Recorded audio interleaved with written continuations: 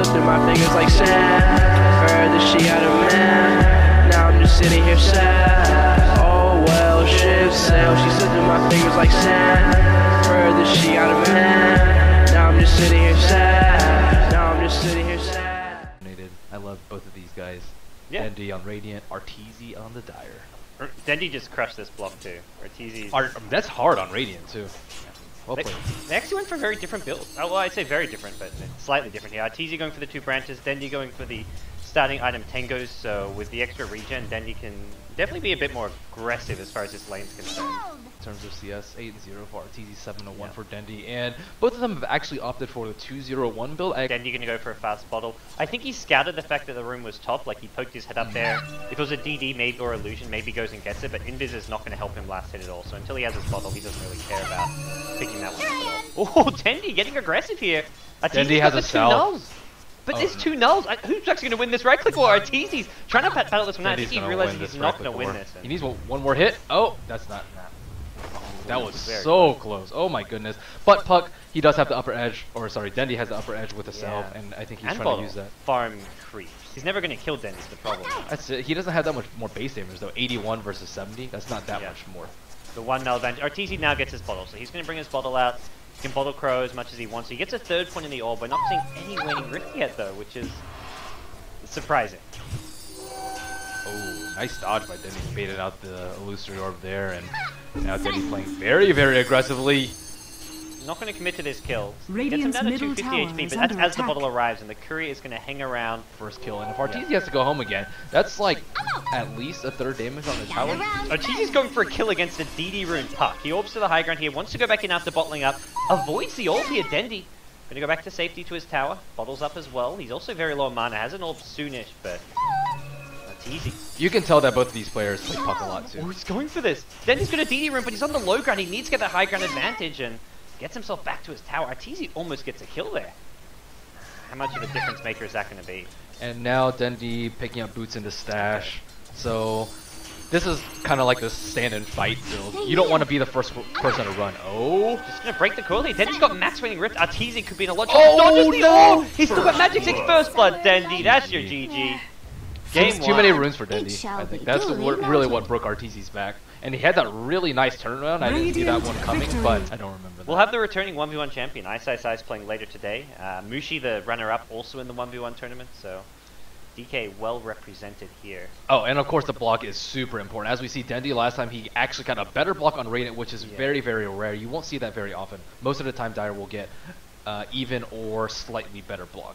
Well, Arteezy, I mean, he invented the Arteezy block, but Dendi made that one of those. There was an amazing video all about blocking back in Dota 1 when he did like an how to play SF kind of video. So we'll see how the start get things going here. And Shadow Strike level 1 from Arteezy for Dendi has not actually skilled anything up just yet. Dendi's got Shadow Strike and 2 creeps on him. This is a lot of damage.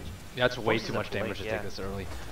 Dendi, if he really wanted to go with a blink build, he should have just blinked as soon as he saw the Shadow Strike or heard it in his, and then just dodged it. And then you can actually win this slight war of attrition doing that. But you have to be very, very quick about blinking. You can even blink forward, actually. It's not the worst idea in the world as long as you do dodge a Shadow Strike. But Dendi is on his own hill, and he will have the protection of that. So Arteezy can't put out further aggression. And he knows he's a little bit behind and will ferry himself over a flask.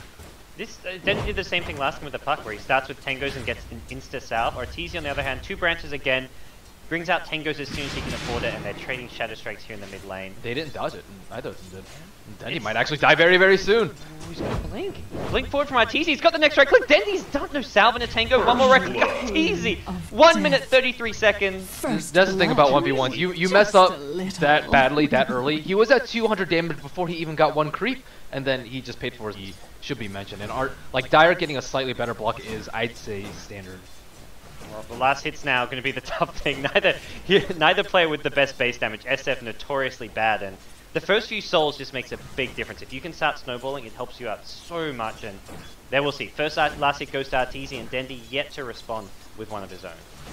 And both players are actually very good about manipulating the creeps too. You'll see Arteezy drag the melee creeps very, very often to make it a little bit easier for him. And Arteezy does have better positioning because he does have that better block. And we see 2 raises come out already, 2-0 for both of these players. Yeah, this is your early mana just to get those first couple of souls, just so you don't fall behind. Probably well. But at the same time, there's a fine balance because you may be punished for it at level 3 and level 5. If you don't have mana. Yeah, if you don't have enough mana, because the player that has the edge early, you generally want to zone them out with a max range raise, and then you just keep trading max range raises. You get one max range off, and then they have to back off, and you just keep wearing them down that way. Especially when you don't have bottles, but before they have bottles, you really want to get CS so you can get your bottles, so you won't be put in that position later. I guess if your opponent's using raises to last hit, you definitely know you can get away with it as well. Is one of the things here. Arteezy already getting fairly low on HP. He did not start with Tangos, so Dendi, already chewing through most of his Tangos, has the HP advantage, and he's going to start zoning at Arteezy. Arteezy on the wrong side of his clip. They're going to go for a kills here. Dendi's going to melee range here, but he's going to lose this right-click battle. Dendi's in trouble. He goes to the low gun. First blood. Arteezy. Too easy. He takes it. Knocks out Dendi. From the 1v1 tournament. That was a very aggressive play from Dendi. Walking up the opponent's hill is something that you don't see very often unless you're almost sure that you can go for a kill. And maybe he thought that he would hit one more raise, but unfortunately, one of the fan favorites, Dendi, has exited the 1v1.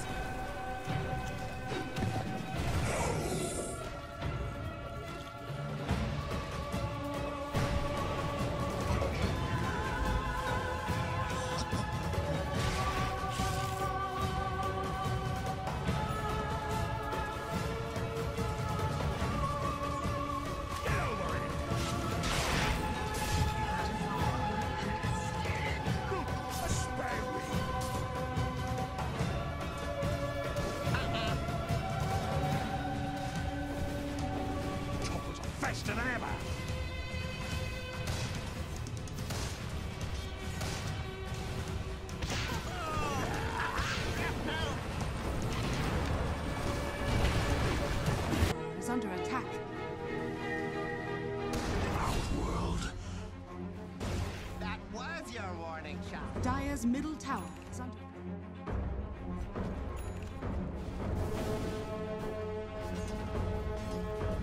Radiant's bottom tower is under attack.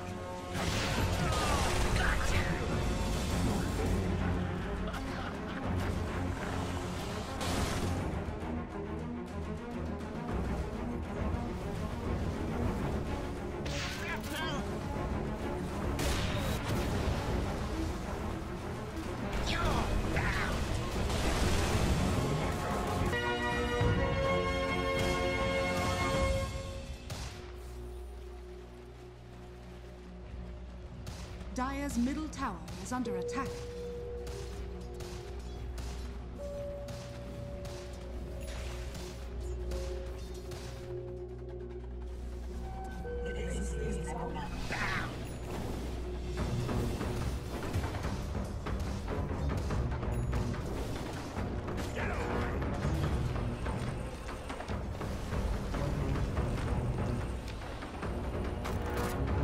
Radiant's middle tower is under attack.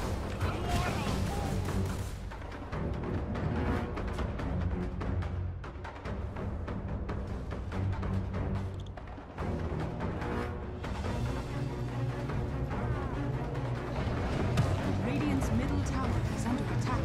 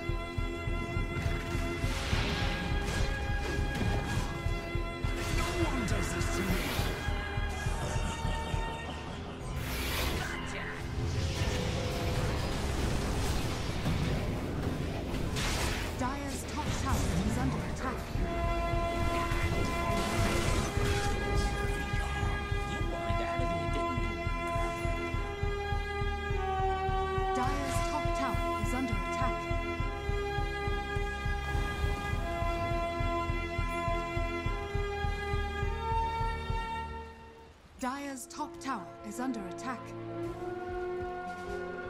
Invisibility!